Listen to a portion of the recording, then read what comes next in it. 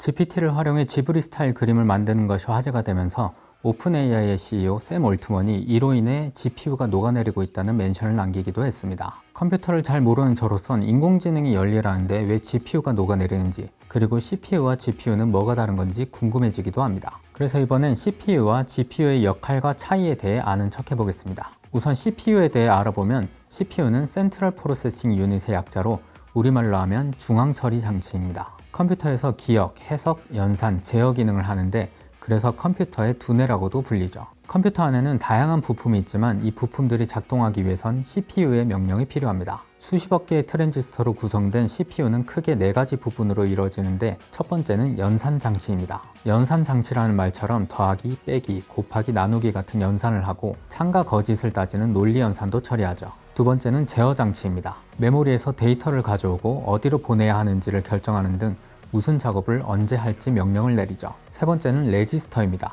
CPU 내부에 있는 작고 빠른 메모리 공간으로 명령어나 중간 결과 등 데이터를 잠시 저장하고 데이터 이동 작업을 담당합니다. 레지스터가 클수록 CPU의 처리량이 증가하죠. 네 번째는 캐시 메모리입니다. CPU 내부에 있는 초고속 메모리로 자주 쓰는 데이터나 명령을 미리 저장해서 메모리 접근 시간을 줄여주죠. CPU가 작동하는 방식은 크게 3단계로 나뉩니다. 메모리에서 명령어를 가져오고 가져온 명령어가 무슨 뜻인지 해석하고 해석한 명령을 실행합니다. 이 3단계 사이클을 반복하는 것이 CPU의 작동 방식인데 이 단계를 초당 수십억 번 반복하죠. CPU의 성능은 이 사이클을 얼마나 빠르고 효율적으로 반복하느냐에 달려있다고 볼 수 있습니다. CPU의 성능에는 크게 4가지가 영향을 주는데 첫 번째는 클럭 속도입니다. CPU가 1초에 몇 번 명령을 처리할 수 있는지를 나타내는 것으로 기가헤르츠로 나타내죠. 예를 들면 3.5GHz CPU라면 1초에 약 35억 번 신호를 보낼 수 있다는 것이죠. 두 번째는 코어 수입니다. CPU 안에 독립적으로 일할 수 있는 처리 장치가 몇 개 있는지를 나타내는 것으로 코어가 많을수록 동시에 여러 작업을 처리할 수 있죠. 세 번째는 스레드입니다. 하나의 코어가 동시에 처리할 수 있는 작업 단위를 말하는 것으로 하나의 코어가 마치 2개처럼 일을 나눠 처리할 수 있게 해주는 기술이죠.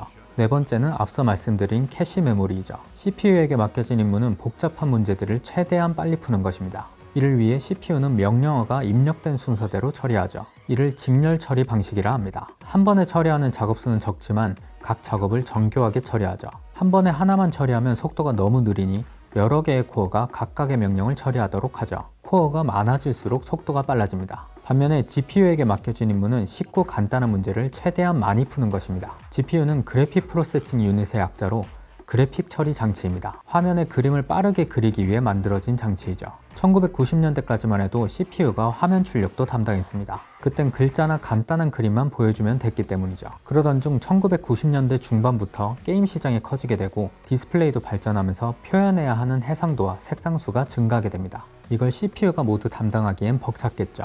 앞서 말씀드렸듯이 CPU는 명령어가 들어온 순서대로 처리하게 되는데 그래픽 명령이 너무 많은 겁니다. 이거 계산하느라 다른 계산이 느려지니 컴퓨터 성능이 느려지겠죠. 그러던 중 1999년 엔비디아가 게임 속 3D 이미지 데이터를 효과적으로 처리하는 최초의 GPU인 지포스 256을 선보입니다. 이후 지속적인 GPU의 발전 덕분에 이제는 그래픽인지 실제 촬영한 영상인지 구분이 어려울 정도로 훌륭한 그래픽을 보여주는 게임을 할 수 있게 되기도 했죠. GPU의 컨셉은 반복적이고 대량의 계산을 동시에 빠르게 처리하자는 것입니다. 소수의 코어가 복잡한 일을 순차적으로 처리하는 CPU와 달리 수백 개, 수천 개의 작은 코어가 동시에 같은 종류의 계산을 대량으로 처리하는 것입니다. 디스플레이를 예로 들면 디스플레이는 각 픽셀이 빨간색, 녹색, 파란색, RGB 값으로 이루어져 있고 이 조합들로 색을 표현합니다. 이 조합을 행렬로 나타낼 수 있는데 가로 1920, 세로 1080의 픽셀에 60Hz의 주사율의 일반적인 모니터를 기준으로 보면 1초에 1억 2400만 번 가량의 연산을 해야 합니다.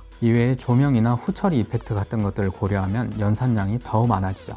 연산량이 아주 많지만 각각의 연산은 그다지 어렵지 않습니다. 이를 GPU의 몇천 개 코어들이 나누어 계산을 하기 때문에 빠르게 계산할 수 있죠. 그래서 CPU와 GPU의 차이를 설명할 때 CPU는 복잡한 문제를 푸는 박사님 한 명이라면 GPU는 간단한 문제를 푸는 초등학생 수천 명이라 비유하기도 하죠. 저 같은 컴맹은 GPU와 그래픽카드가 같은 거 아닌가 싶을 때가 있는데 조금은 다른 개념입니다. GPU는 그래픽카드를 구성하는 여러 부품 중 하나이죠. 그래픽카드가 컴퓨터 그래픽을 처리하는 장치라면 GPU는 그래픽카드의 메인 연산 장치라 할 수 있죠. 같은 GPU를 탑재하고 있는 그래픽카드라도 비용이 달라지는 이유가 GPU 이외에 장착되는 부품에 따라 그래픽카드의 성능이 달라지기 때문이죠. GPU는 그래픽 처리를 위해 만들어졌지만 지금은 그 활용 범위가 확장되고 있습니다. 그 대표적인 분야가 인공지능의 딥러닝이죠. 인공지능이 학습할 때 수백만 개의 데이터에 대해 같은 연산을 수없이 반복해야 합니다. 이러한 계산에 GPU가 특화되어 있는 거죠. 그리고 기후 모델링이나 천체 시뮬레이션,